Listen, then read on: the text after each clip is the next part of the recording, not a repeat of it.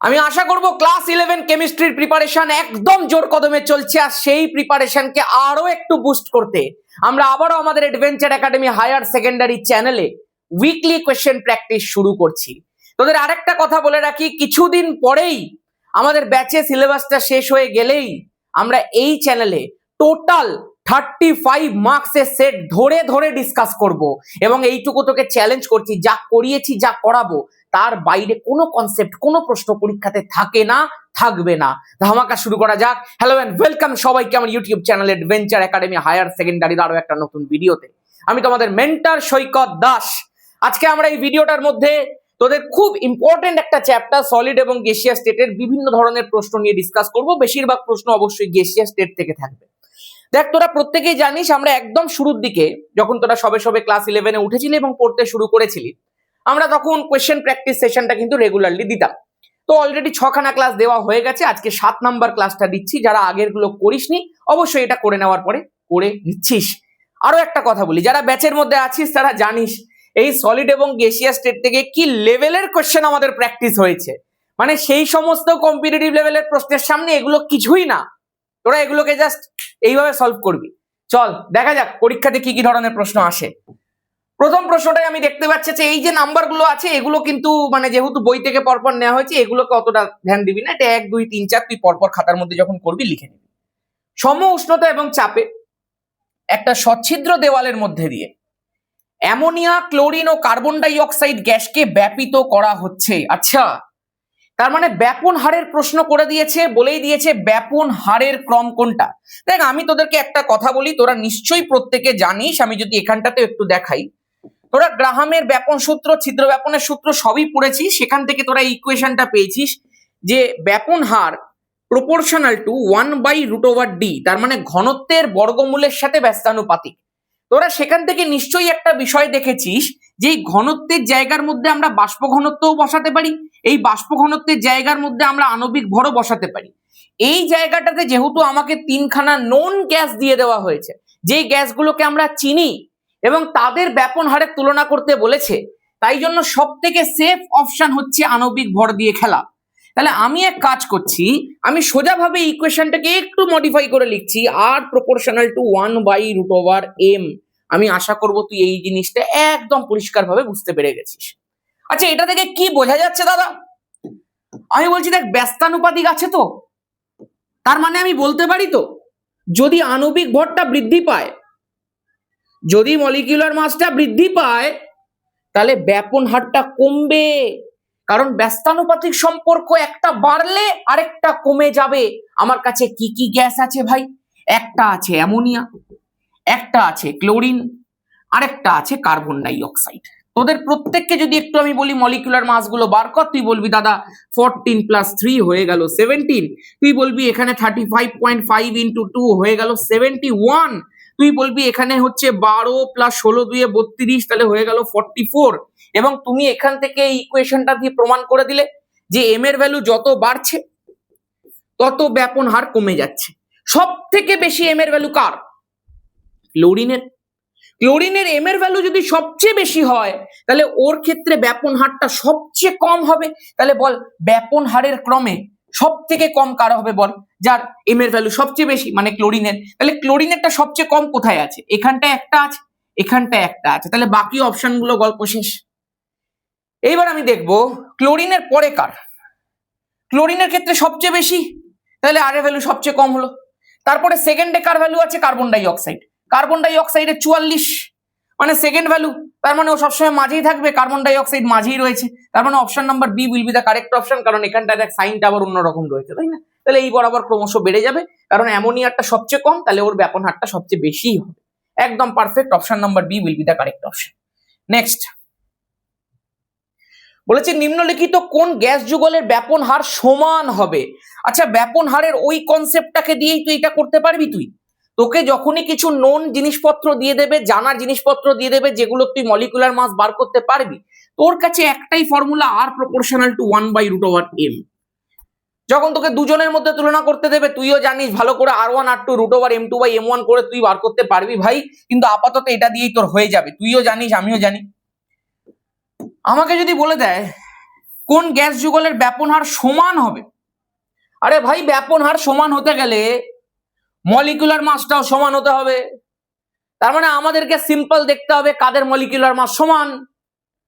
আমি প্রথমটা দেখি, N2O দিয়ে দিয়েছে নাইট্রোজেন 14 2 28 প্লাস 16 28 10 38 আর 6 44 হয়ে গেল।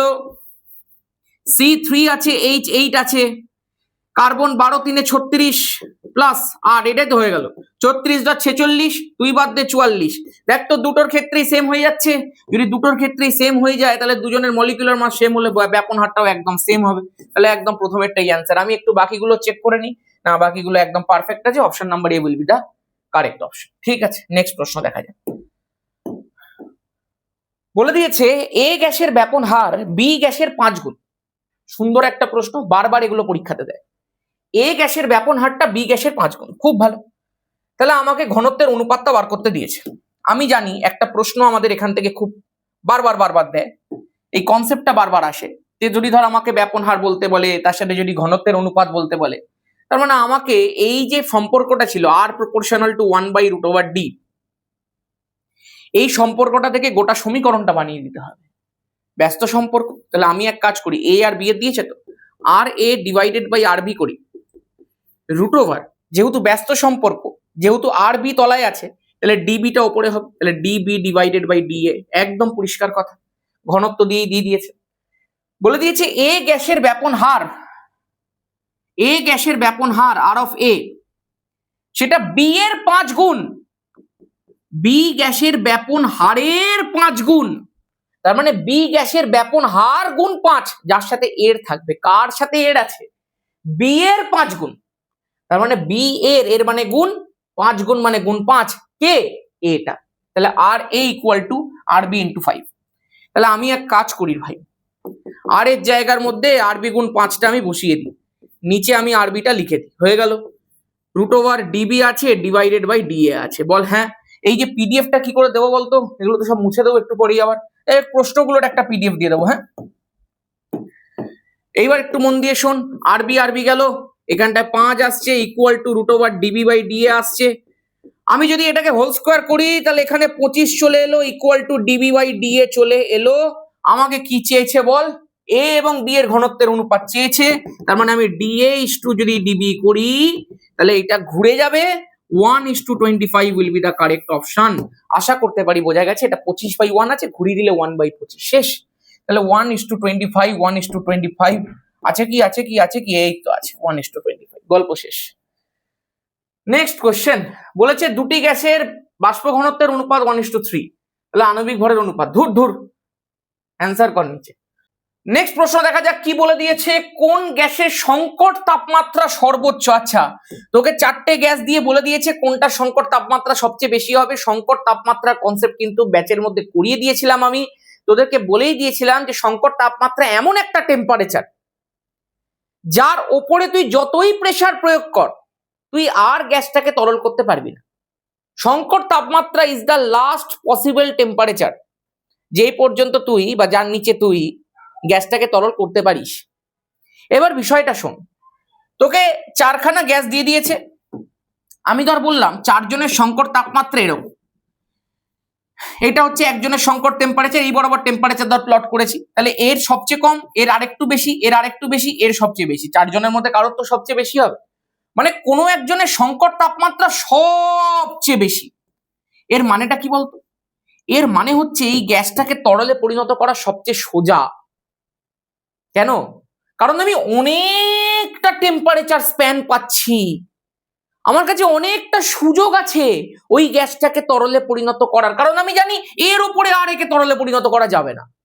এখানে শোন, এইটুকু আমার কাছে স্প্যান আছে, আমাকে এর মধ্যেই তরলে পরিণত করতে হবে, নালে আর করতে পারবো না। এইটুকু স্প্যান আছে, একটু বাড়লো, অনেকটা বাড়লো। তার মানে যার সংকট তাপমাত্রা সবচেয়ে বেশি হবে তাকে সহজে তরলে পরিণত করে দেওয়া যাবে। এবার ব্যাপারটা হচ্ছে একটা গ্যাসকে তরলে পরিণত যদি আমাকে করতে হয়, দেখ আমি খুব সিম্পল ভাবে করে দিলাম, বিকজ আসল লজিকটা আমরা শিখিয়ে দিয়েছি, তোরাও নিশ্চয়ই শিখে নিয়েছিস। আমি তোকে একটা কথা বলছি, কোনো একটা গ্যাসকে তরলে পরিণত করা হচ্ছে মানেটা কি? মানে তার আকর্ষণ, অণুদের মধ্যে আকর্ষণটা বৃদ্ধি পাচ্ছে। গ্যাসের অণুগুলোর মধ্যে যদি আকর্ষণ বাড়ে তবেই তো সেটা তরলে পরিণত হবে রে। গ্যাসের যে অণুগুলো আছে এগুলো তো সব সমযোজী, তাহলে ভ্যান ডার ওয়াল আকর্ষণ বলের কথা বলা হচ্ছে। অণুগুলোর মধ্যে ভ্যান ডার ওয়াল আকর্ষণ বলটা বৃদ্ধি পাবে, বৃদ্ধি পেলেই গ্যাসের অণুগুলো কাছাকাছি আসবে, তরলে পরিণত হয়ে যাবে। বল কার ক্ষেত্রে ভ্যান ডার ওয়াল বল সব থেকে বেশি হবে, আকর্ষণ বল সবচেয়ে বেশি হবে? যার ক্ষেত্রে আণবিক ভর সবচেয়ে বেশি হবে। কার আণবিক ভর সবচেয়ে বেশি? অবশ্যই কার্বন ডাই অক্সাইডের সবচেয়ে বেশি বাকিদের থেকে। তাহলে কার্বন ডাই অক্সাইডের আণবিক ভর সবচেয়ে বেশি, মানে কার্বন ডাই অক্সাইডের ক্ষেত্রে ভ্যান ডার ওয়াল বল সবচেয়ে বেশি। কার্বন ডাই অক্সাইড সহজে তরল হতে চায়, সহজে তরল হতে চায় মানে তার সংকট তাপমাত্রা ভ্যালুটা অনেক বেশি, মানে সে অনেকটা স্প্যান দিচ্ছে তোকে, নে আমাকে তরল কর, আমাকে তরল কর, আমাকে তরল কর, ও হতে চাইছে তরল। চল নেক্সট। যদি গ্যাসের আয়তন অর্ধেক করা হয় তাহলে পাত্রের মধ্যে কত মোল গ্যাস থাকবে? এই বাবা এটা কি প্রশ্ন রে, এটা তো কমন সেন্সের প্রশ্ন, অ্যান্সার কর দেখি। বয়েল উষ্ণতার উপরে একটা বাস্তব গ্যাসের সংকোচনশীলতা গুণকের মান কত হবে? সুন্দর একটা প্রশ্ন করেছে। আমি যদি তোকে একটু এইভাবে জিনিসটাকে শেখাই, তোরা নিশ্চয়ই ব্যাচের মধ্যে যারা পড়িস বয়েল টেম্পারেচারের বিষয়টা ওখান থেকে পড়েছিস, যারা অন্যান্য জায়গাতে পড়েছিস তারাও নিশ্চয়ই পড়েছিস, তোরা নিশ্চয়ই জানিস যে সংকোচনশীলতা গুণকটাকে এইভাবে লেখা যায়: volume of the real situation বা real gas, volume of the ideal gas. এবার বিষয়টা হচ্ছে যখন কিনা বয়েল উষ্ণতার থেকে ওপরে চলে যাচ্ছে তখন গ্যাসের অণুগুলোর মধ্যে আকর্ষণ বলটা অনেক কমে যাচ্ছে, টেম্পারেচারটা বয়েল উষ্ণতার থেকেও বেড়ে গেছে। তার মানে এবার অণুগুলো একে অপরের থেকে দূরে যেতে চাইছে, টেম্পারেচারটা বেড়েছে, ছ্যাঁকা লাগছে। ছ্যাঁকা যত লাগবে, ওই মিও আমরের এক্সাম্পল কাদের মনে আছে? মিও আমরে বলছি, কি বলে আমাদের হচ্ছে ধর্মতলার নিউ মার্কেটের এক্সাম্পল, এখন আমার মিও আমরের এক্সাম্পলটা বলতে বলতে গুলিয়ে গেছে। ধর্মতলার নিউ মার্কেটের এক্সাম্পল কার কার মনে আছে? ধর আমি বললাম তুই একটা নতুন জামা পেয়েছিস, তুই ছবিতে দেখেছিস যেটা নিউ মার্কেটে পাওয়া যাচ্ছে, তুই নিউ মার্কেটে এসেছিস জামাটা কিনবি বলে, তুই দেখতে পাচ্ছিস ওই জামাটাকে নিয়ে কাড়াকাড়ি হচ্ছে, তুই গেলি একটা হাতের সামনে থেকে একটা কাঠ তুললি, পকেট থেকে লাইটার বের করলি, কেন রেখেছিলি জানি না, পকেট থেকে লাইটার বের করে আগুনটা জ্বালালি, গিয়ে সবার পেছনে পেছনে একটু একটু করে আগুন দিয়ে দিলি। ছ্যাঁকা লাগছে, হেভি জোর দৌড়াচ্ছে, আয়তনটা বেড়ে যাচ্ছে, সবাই চারিদিকে দৌড়াচ্ছে, তো আয়তনটা বেড়ে গেল। ঠিক একই রকম কনসেপ্ট, বয়েল টেম্পারেচারের ওপরে যখন যাবে ছ্যাঁকা লাগবে, যখনই ছ্যাঁকা লাগবে আয়তনটা বাড়বে। আয়তন বাড়ছে মানে কি? ওটা তো আর আইডিয়াল সিচুয়েশন থাকলো না, রিয়েল কন্ডিশনে চলে গেল। তাহলে রিয়েল যেটা রয়েছে এর আয়তনটা বৃদ্ধি পাচ্ছে। আরে যদি এর আয়তনটা বৃদ্ধি পায়, যদি লবের ভ্যালুটা বৃদ্ধি পায়, তাহলে তুইও জানিস যে জেড এর ভ্যালুটা বৃদ্ধি পাবে এবং গ্রেটার দ্যান 1 হয়ে যাবে। তাহলে যে কোনো কন্ডিশন যখনই তোকে বলে দেবে যে বয়েল টেম্পারেচারের ওপরে বলতে চেয়েছে, গ্যাসের আয়তন বৃদ্ধি পাবে, রিয়েল সিচুয়েশন হয়ে যাবে, রিয়েল সিচুয়েশন আয়তন যত উপরেরটা বাড়বে তত জেড এর ভ্যালু বাড়বে, গ্রেটার দ্যান 1 হয়ে যাবে, গল্প শেষ। চলো ঠিক আছে, নেক্সট বলেছে এক্স গ্যাসের ঘনত্ব ওয়াই গ্যাসের ঘনত্বের 4 গুণ। এক্স গ্যাসের আণব ভর যদি এম হয় তাহলে ওয়াই গ্যাসের আণব ভর কত? আরে ঘনত্ব আর আণব ভর তো পরস্পরের সমানুপাতিক, তোদেরকে তো একটু আগেও শেখালাম। ঘনত্ব, বাষ্প ঘনত্ব, আণব ভর সব তো একই গোয়ালের গরুরে। তার মানে এই ঘনত্বের সঙ্গে এই আণব ভর একদম যদি সমানুপাতিক হয় তাহলে আমি বলতে পারি এক্স গ্যাসের ঘনত্ব মানে ডি অফ এক্স ওয়াই গ্যাসের ঘনত্বের 4 গুণ, ওয়াই গ্যাসের ঘনত্বের 4 গুণ, এক্স গ্যাসের ঘনত্ব ওয়াই গ্যাসের ঘনত্বের 4 গুণ। তাহলে এক্স গ্যাসের আণব ভর ওয়াই গ্যাসের আণব ভরেরও 4 গুণ হবে। তাহলে ওয়াই গ্যাসের আণব ভর কত হয়ে যাবে? এম অফ ওয়াই এক্স গ্যাসের আণব ভর ডিভাইডেড বাই 4 হয়ে যাবে, গল্প শেষ। এবার এক্স গ্যাসের আণব ভরটা তোকে এম দিয়ে দিয়েছে, তাহলে এম ডিভাইডেড বাই 4 হয়ে যাবে, গল্প শেষ। ঠিক আছে, সোজা প্রশ্ন ছিল, শুধু এইটুকু জানতে হতো, এটা ছিদ্র ব্যাপনের কনসেপ্টটা থেকেই দিয়েছে যে ঘনত্ব আর আণব ভর একে অপরের সাথে সমানুপাতিক। ঠিক আছে, নেক্সট। এইটা একটা সুন্দর প্রশ্ন, এটাও বারবার পরীক্ষাতে দেয়। কি বলে দিয়েছে দেখি, এই যে এই প্রশ্ন দুটোর কথা বলছি, এইটা কি বলে দিয়েছে দেখি। কোন নির্দিষ্ট উষ্ণতায় মিথেন গ্যাসের ব্যাপন হার একটি অজানা গ্যাসের ব্যাপন হারের দ্বিগুণ হয়। আচ্ছা দেখি কি বলেছে। কোন একটি নির্দিষ্ট উষ্ণতায় মিথেন গ্যাসের ব্যাপন হার মানে আর অফ মিথেন CH4 সেটা একটি অজানা গ্যাসের ব্যাপন হারের দ্বিগুণ হয়। আর অফ অজানা, অজানা গ্যাসের ব্যাপন হারের দ্বিগুণ হয়। আচ্ছা, মানে অজানা গ্যাসের ব্যাপন হারটা যদি এক্স হয় তাহলে ওটা দ্বিগুণ হয়ে 2x হবে, এই তো ব্যাপার। আমি আর অফ অজানাই লিখি। অজানা গ্যাসটার আণবিক গুরুত্ব কত হবে? আচ্ছা, খুব ভালো কথা। আমাকে একটা কথা বলতো, আমি লিখতে পারি তো r of methane divided by r of অজানা ইকুয়াল টু, আণবিক ভর যখন লিখবো তাহলে এম অফ অজানা divided by m of methane. বল একদম পরিষ্কার।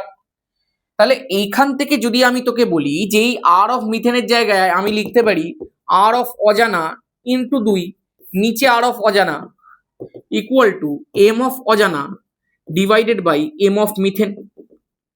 তাহলে এখান থেকে আমি যেটা করতে পারি, অজানা অজানা কেটে দিলাম, তাহলে এই পুরোটা স্কোয়ার এই পুরোটা স্কোয়ার করলে 4 ইকুয়াল টু এম অফ অজানা divided by m of methane. M of মিথেনটা কত ভাই? কার্বনের 12 হাইড্রোজেনের 4 হয়ে গেল তার 16। তাহলে এম অফ অজানা কত বেরিয়ে গেল না 16 আর 4 64 বেরিয়ে গেল। 64 ইজ ইউর অ্যান্সার। আশা করতে পারি প্রত্যেকের কাছে এই পদ্ধতি এখন একদম পরিষ্কার। এই যে টাইপগুলো তোকে পরীক্ষাতে দেবে সেগুলো একদম পরিষ্কার, আর এগুলো তোর পরীক্ষাতে আসবেই। নেক্সট প্রশ্ন দেখা যাক, একদম সেফ প্রশ্ন এগুলো, এগুলো পরীক্ষার জন্য 100% ইম্পর্টেন্ট, এগুলো আসবেই পরীক্ষাতে। বলেছে জেড সংনম্যতা গুণক হলে নিম্নচাপে বাস্তব গ্যাসের ভ্যান্ডারওয়াল ইকুয়েশন কত? খুব ভালো প্রশ্ন। দেখ আমি একটুখানি ভ্যান্ডারওয়াল ইকুয়েশনটাকে লিখি এক মোলের ক্ষেত্রে। P plus n square a by v square, n এর জায়গার মধ্যে 1 বসিয়ে দিই, তাহলে a by v square. V minus n b না লিখে v minus b equal to n আরটা না লিখে শুধুমাত্র আরটি হলো। এইবার যখন নিম্নচাপ বলে দেবে, যখন প্রেসারের ভ্যালুটা অনেকটা কম হবে, আচ্ছা তখন আয়তনের ভ্যালুটা অনেকটা বেশি হবে। চাপ কম থাকলে ফুটফুট ফুটফুট করে উড়ে পালিয়ে যাবি তোরে তুই, আয়তনটা বেড়ে যাবে তো। তাহলে পি যত কম ভি তত বেশি। আরে ভি এতটাই বেড়ে গেছে যে ভি মাইনাস বি সেটা নিয়ার ইকুয়াল টু ভি হয়ে গেছে, কারণ ভি এর ভ্যালুটা বি এর তুলনায় অনেক অনেক বেড়ে গেছে। তাহলে সেই কন্ডিশনটা যদি আমি একটু লিখি তাহলে লেখা যায় p plus a by v square, এটাকে ইন্টু ভি ইকুয়াল টু লেখা যায় 8। তাহলে এই পুরোটা থেকে আমি যেটা করতে পারি, ভিটাকে গুণ কর, p v equal to p v plus a by v equal to 8 করা যায়। এইবার আমাকে বলে দিয়েছে সম্ভবত সংনম্যতা গুণক বার করতে। হ্যাঁ, জেড এর ভ্যালু দিয়ে ইকুয়েশন বার করতে বলেছে। জেড এর ভ্যালু কি করে বার করে ভাই? জেড ইকুয়াল টু কি? P v divided by n r t. আরে এনটা তো নেই, তাহলে পিভি ডিভাইডেড বাই আরটি। তাহলে এবার এক কাজ করি, এই পিভিটাকে আরটি দিয়ে ভাগ করি, পুরোটাকে এই পাশেও আরটি দিয়ে ভাগ করবো, এদিকেও আরটি দিয়ে ভাগ করবো, তাহলে হয়ে গেল p v by r t. A by r t দিয়ে ভাগ করলে আর টি ভি হয়ে গেল, এইদিকে আরটি বাই আরটি করলে 1 হয়ে গেল। এইবার এই যে পিভি বাই আরটি আছে এটাই তো আমার জেড, এটাকে এদিকে পাঠালে 1 minus a by r t v. আশা করতে পারি একদম পরিষ্কার আছে। তাহলে জেড এর ভ্যালু যেটা রয়েছে এ, এই 1 minus a by r t v, 1 minus a by r t v আমার কাছে পরিষ্কার বেরিয়ে গেছে। সোজা প্রশ্ন ছিল কিন্তু বারবার পরীক্ষাতে আসে। বলেছে নগণ্য এ মান সম্পন্ন, মানে আন্তঃআণবিক আকর্ষণের বিষয়টা নগণ্য রয়েছে। আচ্ছা, 1 মোল কোনো একটা ভ্যান্ডারওয়াল গ্যাস বলে দিয়েছে। আবারও সেম ব্যাপার, p plus a by v square v minus b equal to r t হয়। এইবারে তোকে বলে দিয়েছে এর মানটা নগণ্য। আরে এর মান যদি নগণ্য হয় তাহলে এই পুরোটাকে পি এর রেসপেক্টে জাস্ট অগ্রাহ্য করে দেওয়া যায়, তাহলে এই পুরোটার ভ্যালুটা জাস্ট পি লেখা যায়, v minus b equal to r t লেখা যায়, বল লেখা যায়। তাহলে p v minus p b equal to r t লেখা যায়। এবার পুরোটাকে আরটি দিয়ে দুদিকে ভাগ কর, p v divided by r t minus p b divided by r t equal to 1।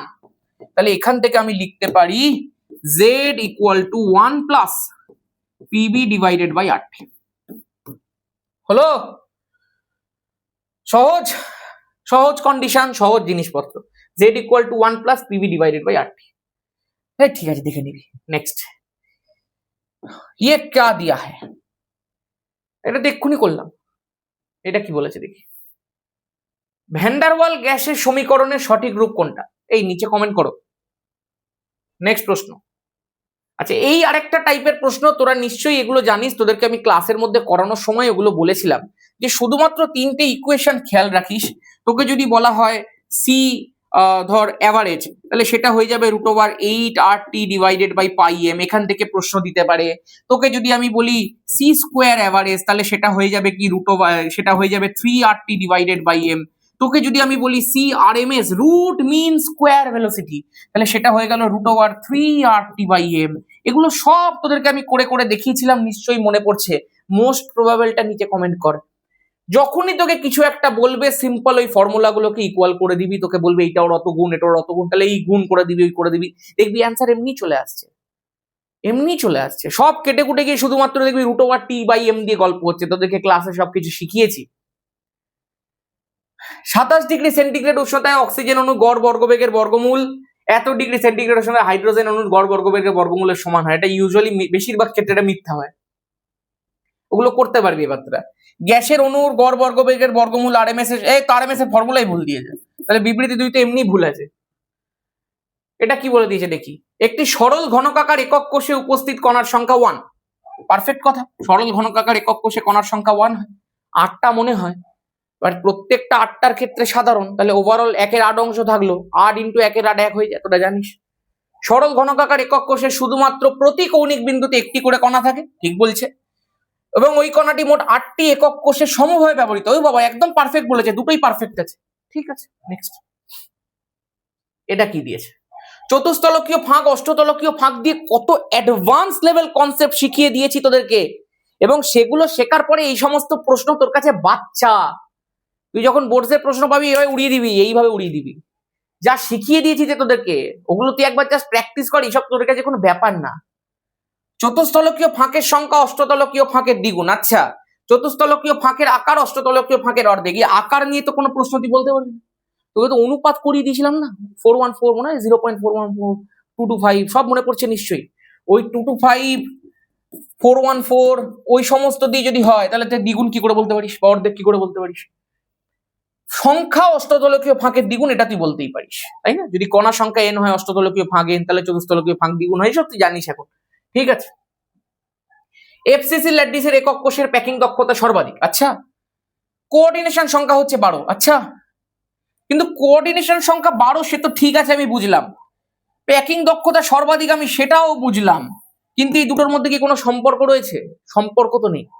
এটা একটা সেপারেট স্টেটমেন্ট, এটা একটা সেপারেট স্টেটমেন্ট। হ্যাঁ, দুটোই সত্য, অ্যাসারশন রিজনিং উভয় সঠিক, কিন্তু রিজনিং অ্যাসারশনের সঠিক ব্যাখ্যা নয়। আশা করব ক্লিয়ার। এটা ইউজুয়ালি অপশন নাম্বার বি তে থাকবে তোদের।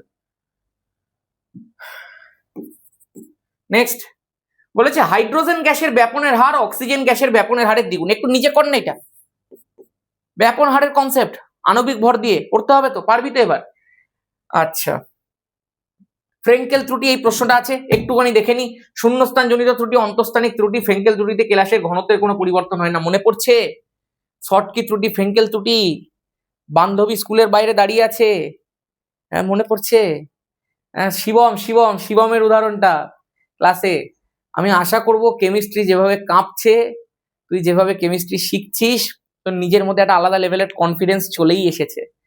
আমাকে শুধু একটা উদাহরণ দিয়ে দে, এমন একটা কম্পাউন্ড যার মধ্যে ফ্রেঙ্কেল আর শর্টকি দু রকমের ত্রুটি দেখতে পাওয়া যায়, এইটার উদাহরণ নিচে দিয়ে দে। এই সমস্ত প্রশ্ন এখন তোদের কাছে খুবই বাচ্চা।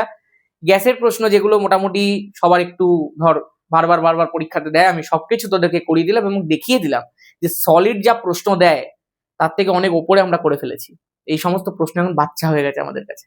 যাই হোক, যদি কেউ এইভাবে কেমিস্ট্রি শিখতে চাস, যদি কেউ চাস কেমিস্ট্রি প্রেমে পড়ে যেতে, যদি কেউ চাস একটু যে না মনে হচ্ছে তোর কেমিস্ট্রিতে হয়তো সমস্যা হচ্ছে, অনেকের কি কেমিস্ট্রিতে সমস্যা হয় ভাই, কি করে হয় তোদের, তাদেরকে আমি বলবো দেখবি তোদের এই যে এই ভিডিওটার পিন কমেন্টের মধ্যে আমাদের অ্যাপের লিংক, আমাদের ডেমো ক্লাস দেওয়া রয়েছে। ডেমো ক্লাসের শেষে ভর্তি হওয়ার পদ্ধতি বলে দেওয়া আছে।